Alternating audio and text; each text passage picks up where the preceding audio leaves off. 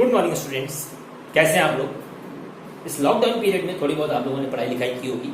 आप लोगों ने 11th का एग्जाम दे दिया है, जल्दी आप लोगों का रिजल्ट भी आएगा। आज से हम लोग 12th क्लास के क्लासेस शुरू कर रहे हैं। फिजिक्स में हम लोगों के पास टोटल चैप्टर्स हैं 14 और यह सीबीएसई के अकॉर्डिंग 9 यूनिट्स में डिवाइड किया गया है। मतलब सीबीएसई का syllabus according to CBSE 9 units में है and according to NCERT book there are 14 chapters in the CBSE syllabus। कुछ यूनिट्स में दो चैप्टर्स हैं, जैसे फर्स्ट यूनिट है इलेक्ट्रोस्टैटिक्स। इस इलेक्ट्रोस्टैटिक्स में 2 चैप्टर, खैर आप लोग अभी पढ़ने से मतलब है।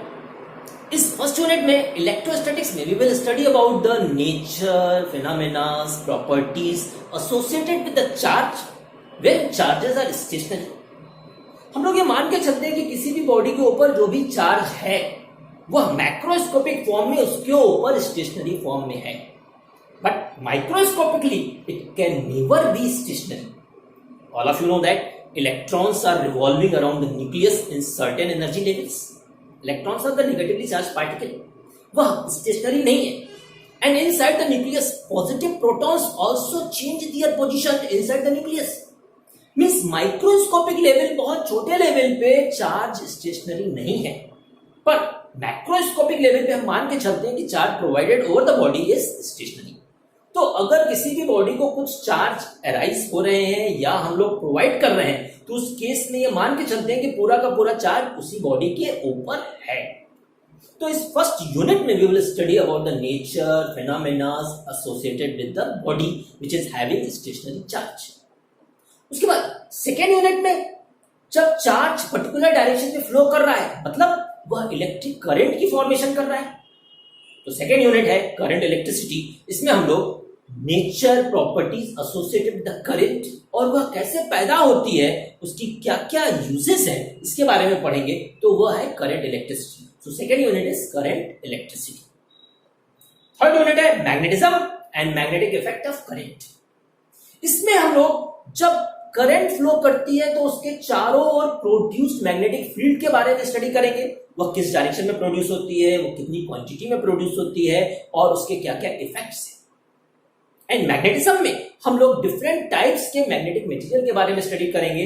फेरोमैग्नेटिक है, पैरामैग्नेटिक है एंड डायमैग्नेटिक मटेरियल है। थोड़ा बहुत आप लोग केमिस्ट्री में पढ़ के आ चुके हैं। इस थर्ड यूनिट में हम लोगों को मैग्नेटिज्म से एसोसिएटेड बहुत सारी चीजें जाननी है। फोर्थ यूनिट है हम लोग के पास electromagnetic induction and AC. AC means alternating current. तो इलेक्ट्रोमैग्नेटिक इंडक्शन में due to the magnetic effect and mechanical energy we gets electricity. मतलब इलेक्ट्रिसिटी का इंड्यूस्ड ईएमएफ हमें मिलता है जब मैग्नेटिक फील्ड चेंज होती है और चेंज करने के लिए हमें मैकेनिकल एनर्जी की जरूरत पड़ती है। So basically mechanical energy and magnetic energy का कन्वर्जन इलेक्ट्रिकल एनर्जी में होता है।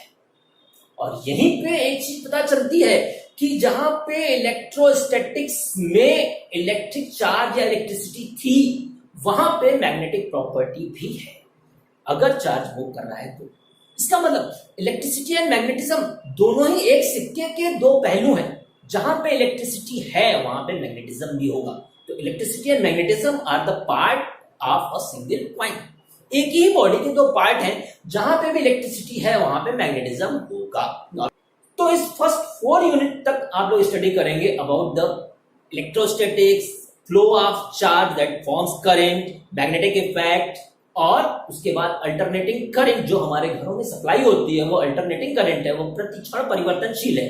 जबकि जो करंट हमें बैटरी से, इन्वर्टर की बैटरी या हमें 1.5 वोल्ट की बैटरी से मिलती है या मोबाइल में हम लोग के पास जो बैटरी होती है वो हमें डीसी मींस डायरेक्ट करंट देती है।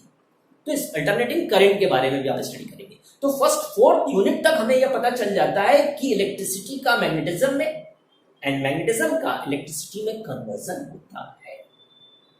अब 5th यूनिट है आपकी electromagnetic wave. Electromagnetic wave is nothing but the light and the radio waves which we are using in the mobile phone. तो मोबाइल फोन या कम्युनिकेशन सिस्टम में जो radio wave हम यूज कर रहे हैं वह है electromagnetic wave. Means it is consist of electricity as well as magnetism.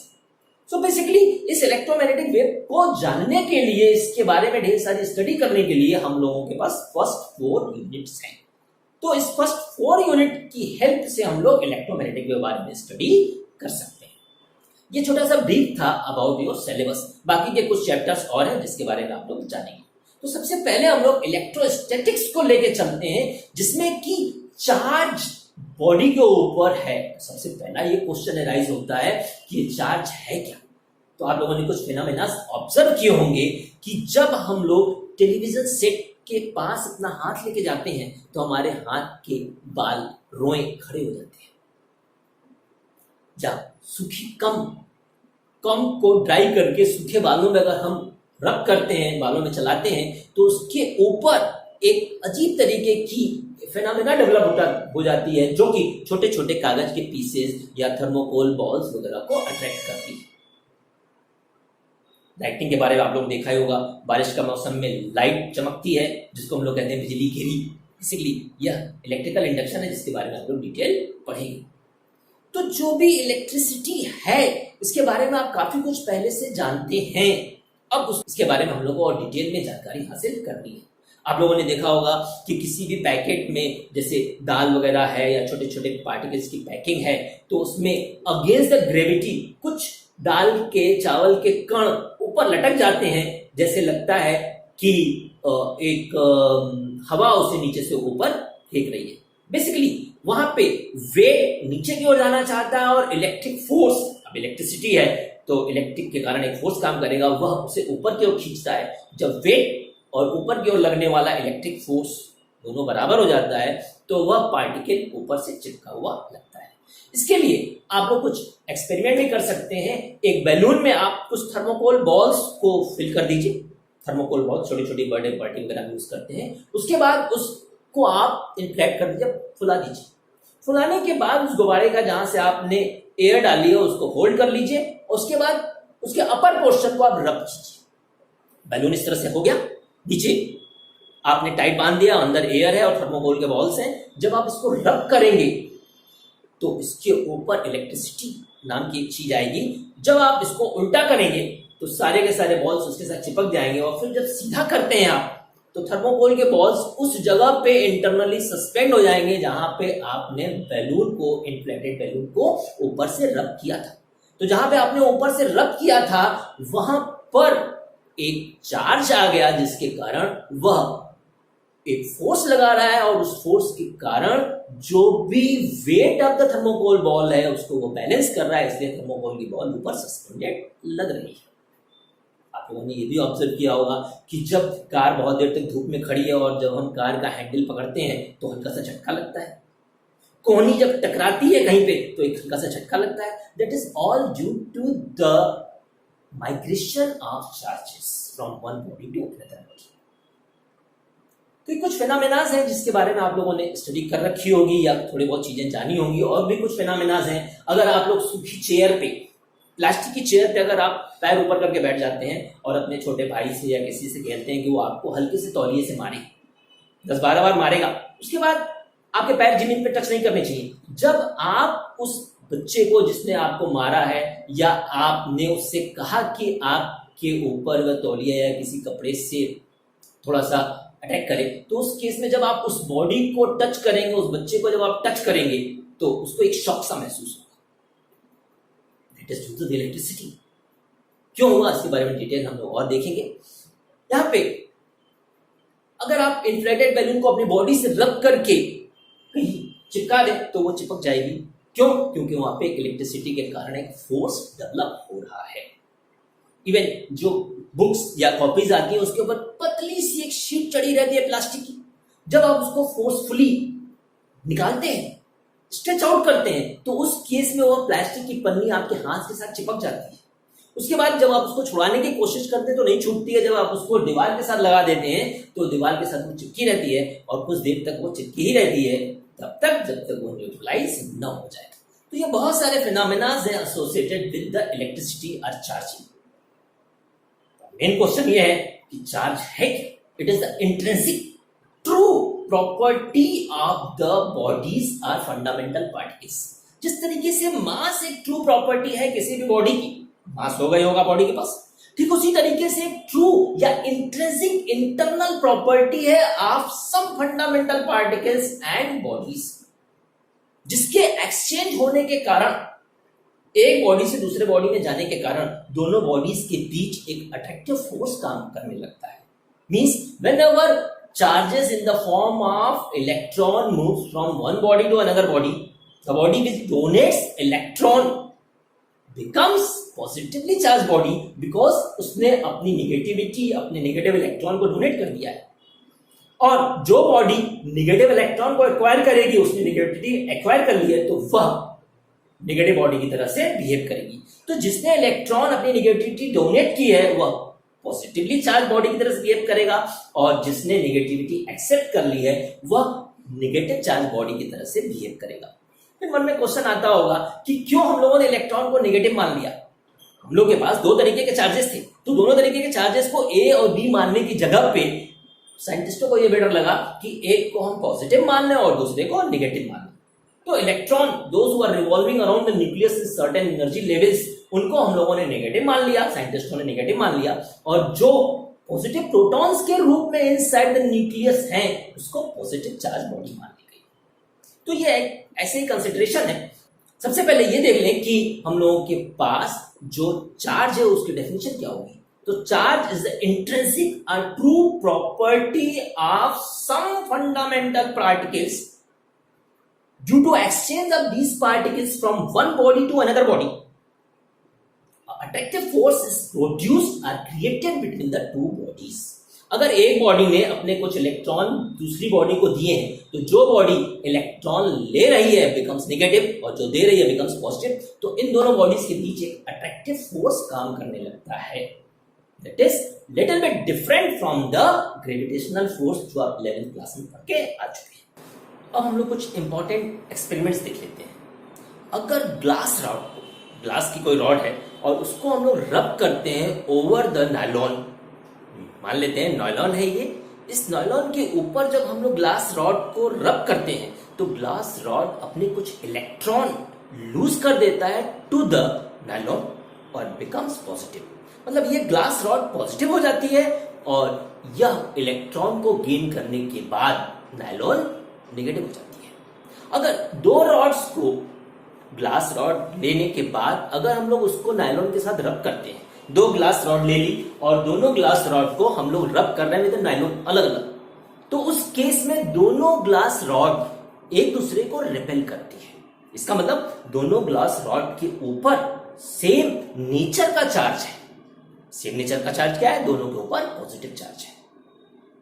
अब दूसरा एक्सपेरिमेंट देखते हैं। अगर हम लोग प्लास्टिक की रॉड ले लें, ये प्लास्टिक रॉड ऑलरेडी है, अगर इस प्लास्टिक की रॉड को रब करें ओवर द कैट्स फर, बिल्ली की खाल के ऊपर जब हम लोग प्लास्टिक की रॉड को रब करते हैं तो प्लास्टिक की रॉड कुछ इलेक्ट्रॉन बिल्ली की खाल से लेकर बिकम्स नेगेटिव। मतलब प्लास्टिक की रॉड नेगेटिव हो जाती है और कैट्स फर बिकम्स पॉजिटिव। अब जब ग्लास रॉड को, जो कि ऑलरेडी पॉजिटिवली चार्ज थी, को नजदीक लेके आते हैं टू द प्लास्टिक रॉड, तो प्लास्टिक रॉड नेगेटिवली चार्ज है and glass rod positively charge थी, दोनों एक दूसरे को अट्रैक्ट करती है। तो यहां पे हम लोग बहुत सारे एक्सपेरिमेंट्स परफॉर्म कर सकते हैं। फिर मन में क्वेश्चन आता होगा कि ग्लास वाले केस में ग्लास ने अपने इलेक्ट्रॉन डोनेट किए और प्लास्टिक रॉड को जब हम लोग रब कर रहे हैं ओवर द कैट्स पर तब वह इलेक्ट्रॉन गेन कर रहा है। तो यहां पे एक सीरीज है, कुछ मटेरियल्स अपने इलेक्ट्रॉन को डोनेट करते हैं और कुछ मटेरियल्स इलेक्ट्रॉन को एक्सेप्ट करते हैं या एक्वायर करते हैं। मन में क्वेश्चन आता होगा कि दो अलग अलग चार्जेस क्यों लिए गए, एक पॉजिटिव और एक नेगेटिव। अब पॉजिटिव और नेगेटिव चार्जेस एक दूसरे को न्यूट्रलाइज करके जीरो चार्ज शो करते हैं, मतलब नेट चार्ज जीरो हो जाता है, इसलिए एक को पॉजिटिव लिया गया और दूसरे को नेगेटिव लिया गया। अगर ए बी लेते तो ए और बी को न्यूट्रल करते समय जीरो हम लोगों को नहीं मिलता। अब यहां पे एक और क्वेश्चन अराइज होता है कि इसका नाम इलेक्ट्रिसिटी क्यों पड़ा। तो एक्चुअली 600 BC, 600 BC में ग्रीक ग्रीक वर्ड एक मिला हम लोगों को जिसका नाम था इलेक्ट्रॉन। ELECTRON की जगह ELEKTRON इलेक्ट्रॉन। इस इलेक्ट्रॉन का मतलब होता है अंबर, AMBER। अंबर एक रेजिन है। जिस तरीके से रबड़ मिलता है हम लोगों को पेड़ के रस से, पेड़ के रेजिन से, ठीक इसी तरीके से अंबर भी एक रेजिन है। यह सूख जाने पर एक रॉड के रूप में आ जाता है। जब हम लोग इस अंबर को रब करते हैं ओवर द फर, तो फर पर रब करने के कारण इस अंबर के ऊपर नेगेटिव चार्ज आता है, means it acquires some electron from the fur and becomes negatively charge body. तो बेसिकली इलेक्ट्रॉन जिसकी स्पेलिंग ELEKTRON है, ग्रीक वर्ड से मिला है हम लोगों को। ग्रीक वर्ड में इसकी मीनिंग होती है अंबर। अंबर को जब हम लोगों ने रब किया था फर के साथ तो यह नेगेटिव चार्ज बॉडी हो गई थी और इसने छोटे छोटे स्मॉल पीसेस ऑफ पेपर को अट्रैक्ट किया, छोटे छोटे स्ट्रॉस को अपने साथ अट्रैक्ट किया, जिसके कारण इस चार्जेस के अराइज का नाम पड़ा इलेक्ट्रिसिटी। तो बेसिकली इसकी उत्पत्ति इलेक्ट्रॉन, जिसकी स्पेलिंग थोड़ी डिफरेंट है, से हुई है। अब मन में क्वेश्चन आता होगा इस इलेक्ट्रिसिटी को हम लोग मेजर कैसे करते हैं। इलेक्ट्रिसिटी को मेजर करने के लिए हम लोग के पास गोल्ड लीफ इलेक्ट्रोस्कोप होता है। इस गोल्ड लीफ इलेक्ट्रोस्कोप में दो गोल्ड या एल्युमिनियम की थिन फॉइल्स होती है और जिसको हम लोग अटैच करते हैं विद द कंडक्टिंग रॉड, और उस कंडक्टिंग रॉड के ऊपर एक प्लेट होती है। इसका एक मॉडल हम वीडियो में अभी इंक्लूड करते हैं। This is the model of electroscope which is consist of a metallic rod. This is a metallic rod. Two aluminum foils or gold foils are attached with this end, which is separated from each other. The other end of this rod is connected with a metallic plate. This is the insulating material which is lying over here. The whole system is placed in a vacated chamber. When we touch a charged body with this metallic plate, then the charges passes through this rod and both the foils acquire charges of same nature and they repel each other. If the magnitude of charge applied over the plate, this metallic plate, is more, then the diversion will be more. If the charges are less, then diversion will be less. Suppose that initially we provide some positive charges to this metallic plate by touching a positive body with this plate. Then both the foil will acquire positive charge and they will diverge. Again, when we will touch a negative charge body which has a little less negative charge than that the positive charge, then what will happen?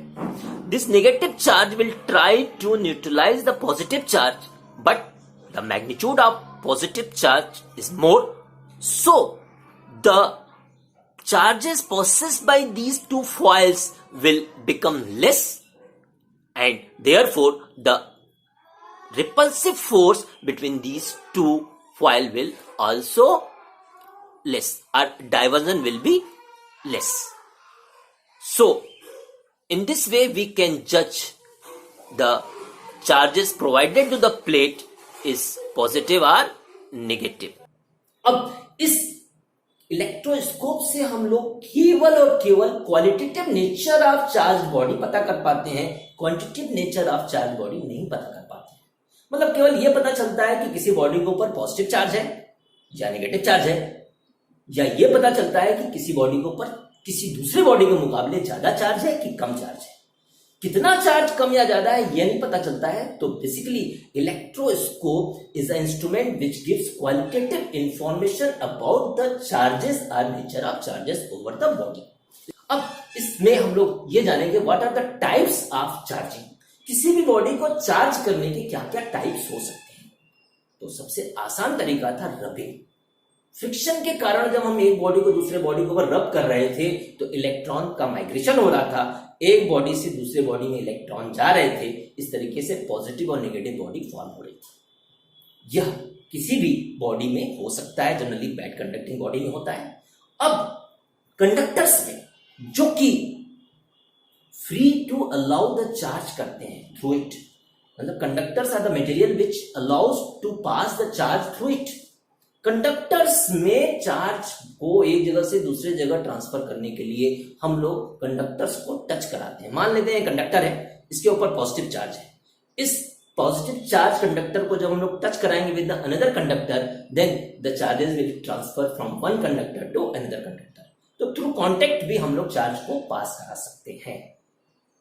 अब insulators या bad conducting materials, तो अब पहले question arise होता है कि bad conducting materials है क्या।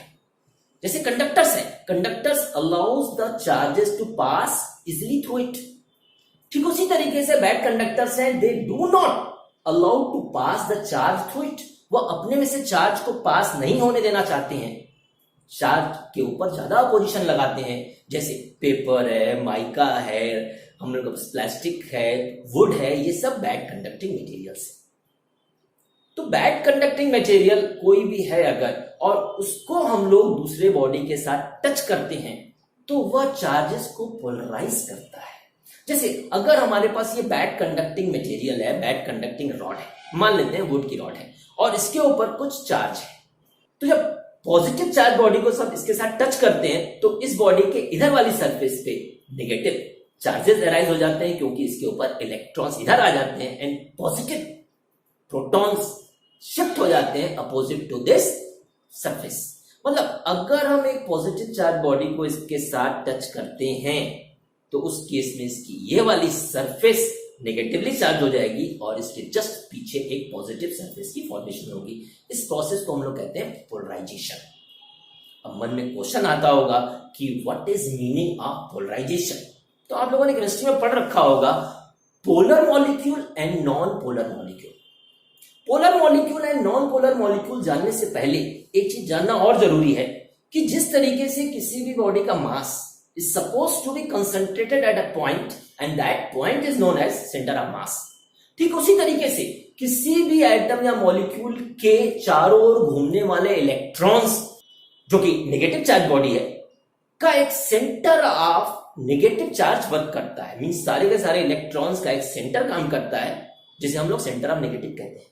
ठीक इसी तरीके से न्यूक्लियस के अंदर जितने भी प्रोटॉन्स हैं, उन सबका इफेक्टिव पॉजिटिव चार्ज एक पर्टिकुलर पॉइंट पे काम करता है, उसको हम लोग कहते हैं सेंटर ऑफ पॉजिटिव। कुछ एटम्स और मॉलिक्यूल्स में centre of positive and centre of negative exactly coincides with each other. Exactly coincide हो जाने के कारण total charge of the body that material और atom becomes zero. Net charge zero हो गया, कोई भी पार्शियल पॉजिटिव या नेगेटिव चार्ज नहीं है। तो इस तरीके के एटम्स या मॉलिक्यूल जिसमें कि centre of positive centre of negative के साथ एग्जैक्टली कोइंसाइड करता है, को हम लोग कहते हैं नॉन पोलर मॉलिक्यूल। जैसे कार्बन डाइऑक्साइड मॉलिक्यूल है CO2, यह एक नॉन पोलर मॉलिक्यूल है, इसमें centre of positive centre of negative के साथ कोइंसाइड करता है। But H2O, in the H2O molecule the center of positive do not coincides with the center of negative। तो वहां पे पार्शियल पॉजिटिव और पार्शियल नेगेटिव चार्ज है, इसके कारण वह पोलर मॉलिक्यूल कहलाता है। Means the polar molecules are the molecules in which the centre of positive do not coincide with the centre of negative. तो H2O एक पोलर मॉलिक्यूल है, इसके बहुत सारे इफेक्ट्स एंड फिनोमेना अभी हम लोग आने वाले समय में स्टडी करेंगे। तो यहां पे अगर बैड कंडक्टिंग मटेरियल है, तो टच करने पे दूसरी बॉडी के सरफेस पे पोलराइजेशन के कारण चार्ज अराइज होते हैं। यहां पे हम लोग कांटेक्ट में बॉडी को लेके जा रहे हैं। पर एक सबसे इंपॉर्टेंट टाइप ऑफ चार्जिंग है, that is known as electrical induction. In this electrical induction, without touching the body, we can charge a body due to its own zero charge. अगर हम लोग किसी भी बॉडी को, चार्ज बॉडी को किसी भी न्यूट्रल बॉडी के नजदीक लेके आते हैं, मान लेते हैं ये न्यूट्रल बॉडी है और ये इंसुलेटेड स्टैंड पे है, मान लेते हैं हम इंसुलेटेड स्टैंड है और इस पे neutral body, bad conducting body रखी हुई है। जब इसके नजदीक हम लोग एक पॉजिटिव चार्ज बॉडी लेके आते हैं, let this is positively charge body, तो पॉजिटिवली चार्ज बॉडी के कारण इस न्यूट्रल बॉडी के इस सरफेस पे इलेक्ट्रॉन्स पुल होते हैं इलेक्ट्रॉन्स के पुल होने के कारण ये वाली सरफेस नेगेटिवली चार्ज हो जाएगी एंड पॉजिटिव प्रोटॉन्स के पुश होने के कारण, धक्का खाने के कारण इसकी पीछे वाली सरफेस पॉजिटिवली चार्ज हो जाएगी। मतलब विदाउट टचिंग हम लोग इसके दोनों सरफेस पे नेगेटिव और पॉजिटिव चार्ज अराइज कर सकते हैं। So it is the phenomena by virtue of which opposite charges are produced on a surface of neutral body when a charged body brought near to the neutral body।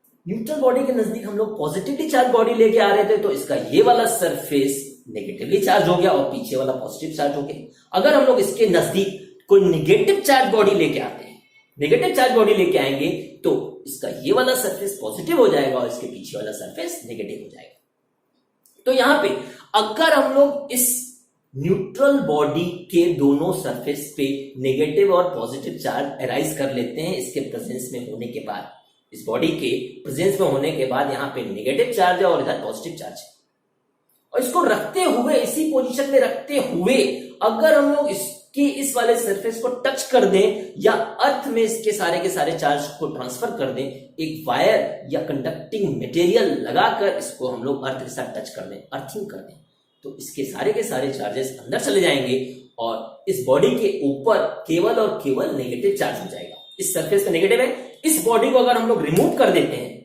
तो अब इस body के ऊपर जो positive charge था इस वाली surface पे तो अंदर चला गया, और इस वाली सरफेस पे केवल नेगेटिव चार्ज है तो पूरी की पूरी बॉडी पे नेगेटिव चार्ज आ जाएगा। तो थ्रू इलेक्ट्रिकल इंडक्शन इस पूरी की पूरी बॉडी को हम लोग नेगेटिवली चार्ज बॉडी के रूप में कन्वर्ट कर सकते हैं।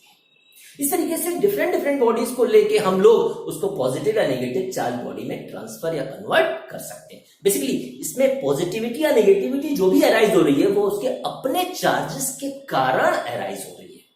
इसके बहुत सारे एग्जांपल्स एंड फिनोमेनाज हैं, इसमें से कुछ एग्जांपल या फिनोमेना यहाँ पे हम डिस्कस कर लेते हैं। जब कोई भी big bird tries to sit on the high tension wire, जब बड़ी सी बर्ड हाई टेंशन वायर पे बैठने की कोशिश करती है तो जैसे ही वो बर्ड हाई टेंशन वायर के नजदीक आती है, बर्ड के दोनों विंग्स के इंटरनल पोर्शन पे, तार के तरफ वाले पोर्शन पे अपोजिट सेम नेचर के चार्जेस डेवलप हो जाते हैं। तो उन सेम नेचर के चार्जेस के कारण bird is unable to fold the wings. दोनों विंग्स हैं इस तरीके से, दोनों विंग के ऊपर सेम नेचर के चार्ज है तो bird can not fold the wings, क्योंकि दोनों सरफेस पे इलेक्ट्रिकल इंडक्शन के कारण सेम नेचर के चार्जेस आ गए हैं। That is why the big bird is unable to sit on the high tension wire. हम लोग इलेक्ट्रिसिटी ऑफ क्लाउड्स के बारे में बहुत कुछ जानते हैं, बार बार बोलते हैं बिजली गिरी। What is the meaning of lightning? Lightning के बारे में जानने से पहले सबसे पहले हम लोग क्लाउड्स के बारे में जानेंगे। Basically clouds are the tiny particles of water which are floating in the air.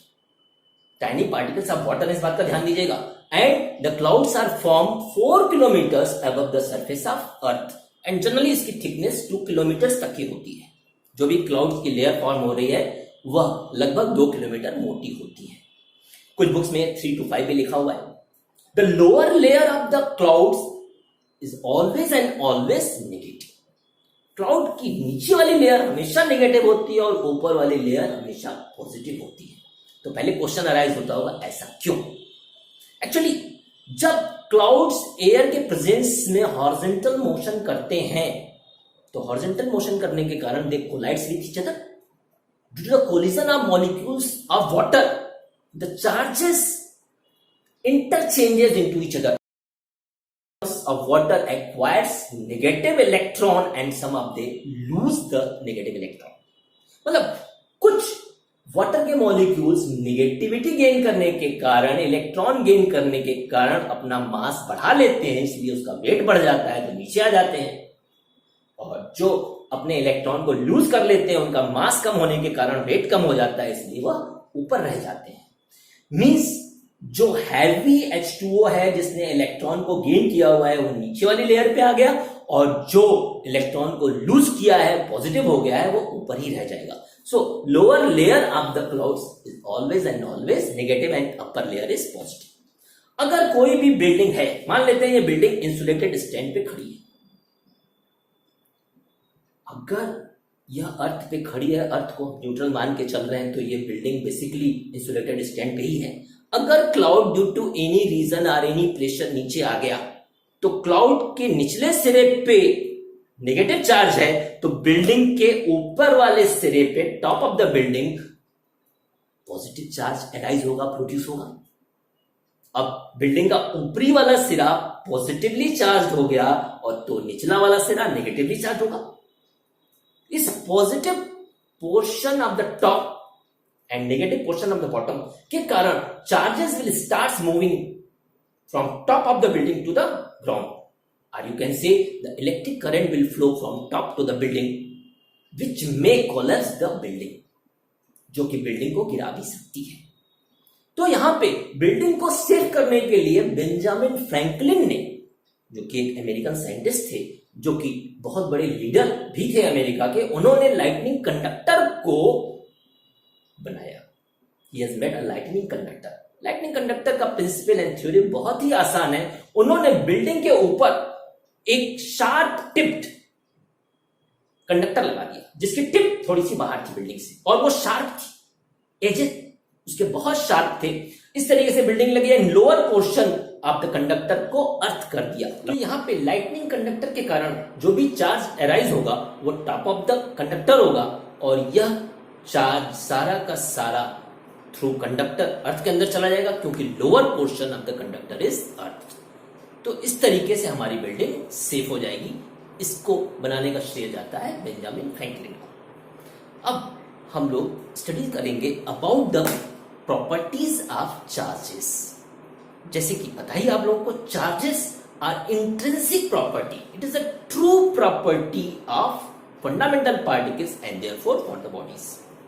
True property है, फंडामेंटल प्रॉपर्टी है, जैसे मास एक फंडामेंटल प्रॉपर्टी है।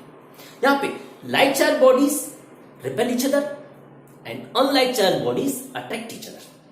Remember one thing, the repulsion is the sure evidence of the electrostatics, क्योंकि कोई भी charge body oppositely charge body को attract करती है, साथ ही साथ वह न्यूट्रल बॉडी को भी अट्रैक्ट करती है, बट लाइट चार्ज बॉडी को हमेशा और हमेशा रिपल करेगी। तो रिपल्शन हमेशा लाइट चार्ज बॉडीज के बीच होगा, जबकि अट्रैक्शन अपोजिटली चार्ज बॉडी या न्यूट्रल बॉडी के साथ भी हो सकता है।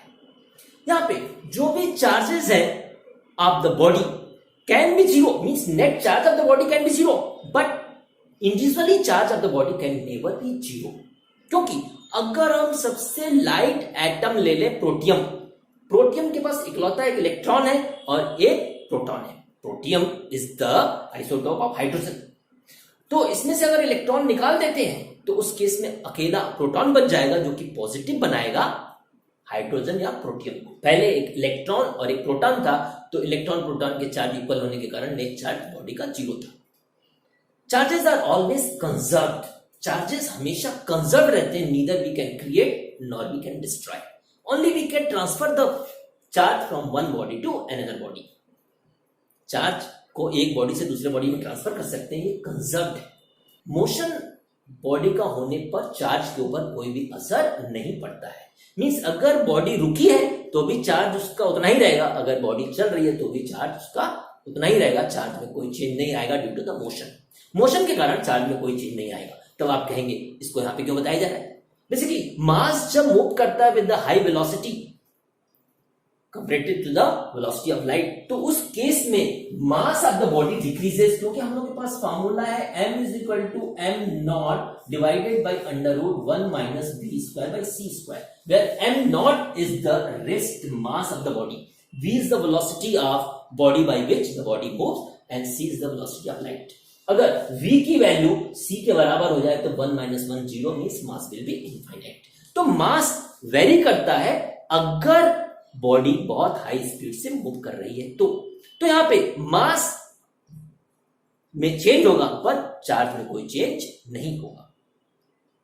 चार्ज हमेशा क्वांटाइज्ड फॉर्म में है। क्यों क्वांटाइज्ड फॉर्म में है? क्योंकि जो भी चार्ज एक बॉडी से दूसरे बॉडी में जाएगा that is due to the electron, due to the migration of electron, not due to the proton. Proton are tightly bound inside the nucleus only, nucleus के अंदर घूम सकता है पर न्यूक्लियस के बाहर वो नहीं जाएगा। तो इलेक्ट्रॉन का जो भी माइग्रेशन एक बॉडी से दूसरी बॉडी में हो रहा है वो फुल फॉर्म में होगा, फ्रैक्शंस में नहीं होगा, 3.5, 10.5 इलेक्ट्रॉन का ट्रांसफर नहीं होगा, जो भी चार्ज होगा ओवर द बॉडी वह इलेक्ट्रॉन के ही फुल फॉर्म के रूप में, इंटीग्रल या इंटीजरल पार्ट के रूप में होगा। तो charge over the body that is Q will be equal to N where E is the charge of electron and इसकी वैल्यू है 1.6 into 10 to the power minus 19 coulomb. Coulomb is the unit of charge where N is the number of charges. अगर electron donate कर रहा है तो positive हो जाएगा, अगर इलेक्ट्रॉन ले रही है बॉडी तो वह नेगेटिव हो जाएगा। ये पॉजिटिव नेगेटिव है। अगर किसी भी बॉडी के ऊपर 8 माइक्रोकूलम का चार्ज है, टोटल चार्ज है 8 माइक्रोकूलम का, तो उसके ऊपर कितने चार्जेस, कितने इलेक्ट्रॉन्स की डिफिशियंसी या एक्सेसनेस है। एक तो अगर बॉडी के ऊपर पॉजिटिव चार्ज है तो इसका मतलब उसने अपने इलेक्ट्रॉन किसी को दे रखे हैं, तभी तो वो पॉजिटिव है। इसका मतलब उसके ऊपर डिफिशियंसी ऑफ इलेक्ट्रॉन है। पॉजिटिवली चार्ज बॉडी के ऊपर पॉजिटिव चार्ज आने का मतलब यह है कि उसने अपने इलेक्ट्रॉन्स किसी को दे रखे हैं, अपनी नेगेटिविटी किसी को दे रखी है, इसीलिए वो पॉजिटिवली चार्ज बॉडी है। तो यहां पे क्वेश्चन अराइज होता है कि कितने इलेक्ट्रॉन्स की उसके पास डिफिशियंसी है। तो इलेक्ट्रॉन्स की डिफिशियंसी निकालने के लिए Q by E is equal to N, number of electron जो कि डिफिशियंट है वो हम लोग निकालेंगे। Q की वैल्यू है 8 into 10 to the power minus 6 क्योंकि माइक्रोकूलम था, एंड यहाँ पे E की वैल्यू है 1.6 into 10 to the power minus 19। जब इसको सॉल्व करते हैं तो हम लोग के पास आता है 5 into 10 to the power 13 electrons, number of electrons की उसके पास डिफिशियंसी है। तो charge over the body is the integral और integral multiple of charge of electron. इस बात का ध्यान देना है। चार्ज एक नेगेटिव नेचर रखता है। अगर इस बॉडी के पास 8 माइक्रोकूलम का पॉजिटिव चार्ज है और अगर हम लोग इसके ऊपर 2 माइक्रोकूलम का नेगेटिव चार्ज दे दें तो 8 microcoulomb minus 2 microcoulomb, total charge उसके पास बचेगा 6 माइक्रोकूलम। तो charge body always have additive nature with sign. इस बात का ध्यान देना है। अगर इसके पास 8 माइक्रोकूलम है और दूसरी बॉडी के थ्रू हम 10 माइक्रोकूलम का और चार्ज दे देते हैं तो 8 plus 10 इट विल बी 18। तो विथ चार्ज बॉडी के ऊपर आ जाएगा। तो charge has additive property. Charge एक एडिटिव प्रॉपर्टी रखता है। अब चार्ज और मास दोनों ही फंडामेंटल चीजें हैं, तो दोनों में डिफरेंसेस क्या है। चार्ज दो तरीके के हैं, एक पॉजिटिव और एक नेगेटिव। न्यूट्रलिटी 0 आती है, मास केवल इकलौता है। दो लाइक चार्ज बॉडीज में रिपल्शन हो रहा है, जबकि दो लाइक मासेस में अट्रैक्शन हो रहा है। यहां पे जो भी चार्ज है वो कंजर्व है, जबकि मास कंजर्व नहीं है। मास कन्वर्ट हो जाता है in the energy E is equal to mc² के थ्रू। तो मास केवल एक ही तरीके का है और चार्ज दो तरीके के हैं। कोई भी चार्ज बॉडी अगर बहुत हाई स्पीड से मूव कर रही है तो चार्ज तो उसका कांस्टेंट रहेगा, पर वह इलेक्ट्रोमैग्नेटिक वेव को एमिट करती है। पर मास अगर हाई स्पीड से चल रहा है तो किसी भी वेव का एमिशन वह नहीं करता है। मास की फंडामेंटल यूनिट केजी है, जबकि चार्ज की फंडामेंटल यूनिट कूलम, जो कि एम्पियर के थ्रू आई थी। इसके बारे में भी डिटेल आप लोग बाद में स्टडी करेंगे। So okay, thank you. Now इस वीडियो लेक्चर में इतना ही है। आने वाले वीडियो लेक्चर्स में हम लोग आगे के बारे में स्टडी करेंगे। Have a nice day.